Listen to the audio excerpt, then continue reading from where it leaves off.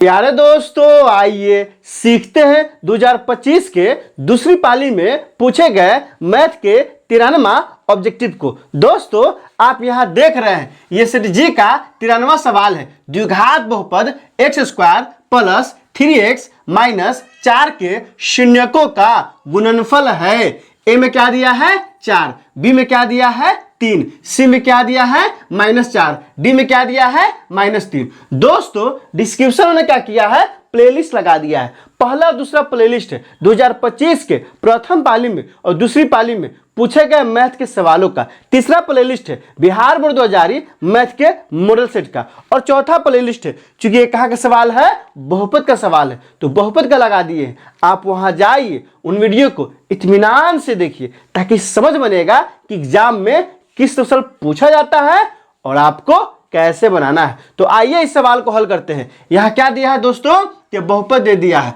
px बराबर कितना दिया है, तो px बराबर दिया है x स्क्वायर प्लस 3x और माइनस कितना दिया है 4 दिया है। क्या कह रहा है, शून्यकों का गुणनफल। मतलब अगर इसका शून्य क्या मान ले हम लोग, अल्फा, और क्या मानते हैं बीटा। तो कहता है कि शून्य का गुणनफल ज्ञात करें। तो यहां से a का मान क्या हो जाएगा, तो a का मान होगा x स्क्वायर का गुणांक। यहाँ कितना है 1 है, तो यहां से 1 हो जाएगा। b का मान कितना आ जाएगा, तो b का मान आ जाएगा x का गुणांक कितना है 3 है, तो 3 हो जाएगा। और c का मान कितना है, तो c का मान -4 है, तो यहां से क्या हो जाएगा -4 हो जाएगा। अब क्या कह रहा है, शून्यकों का गुणनफल। तो आप ध्यान दीजिए, आपसे एक सवाल पूछते हैं। कौन सा सवाल, अगर अल्फा प्लस बीटा निकालना हो तो कौन सा सूत्र होगा, आप कमेंट करके हमें बताइए। लेकिन यहां निकालना क्या है, यहां निकालना है अल्फा इंटू बीटा। क्या निकालना है दोस्तों, अल्फा इंटू बीटा। तो फॉर्मूला क्या होता है,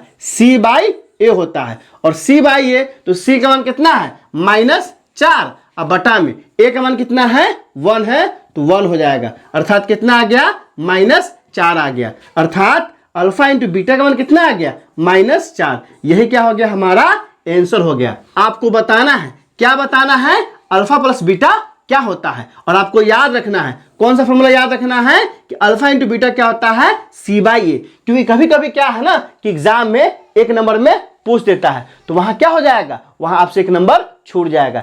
इसलिए सारे सूत्र को जहन में अच्छे से बैठा लीजिए। क्या बैठाना है दोस्तों, अल्फा प्लस बीटा बराबर क्या होता है, आप कमेंट कर चुके होंगे, होता है क्या होता है -b/a। और अल्फा इंटू बीटा क्या होता है c/a। तो दोस्तों, हमारा आंसर क्या आ गया, हमारा आंसर आ गया -4। अगर ये सवाल 2 नंबर में रहता तो सिर्फ यहां से क्या करते, अतः लिख देते। अतः शून्यकों का गुणनफल कितना है -4 है। यही क्या है, हमारा आंसर हो गया।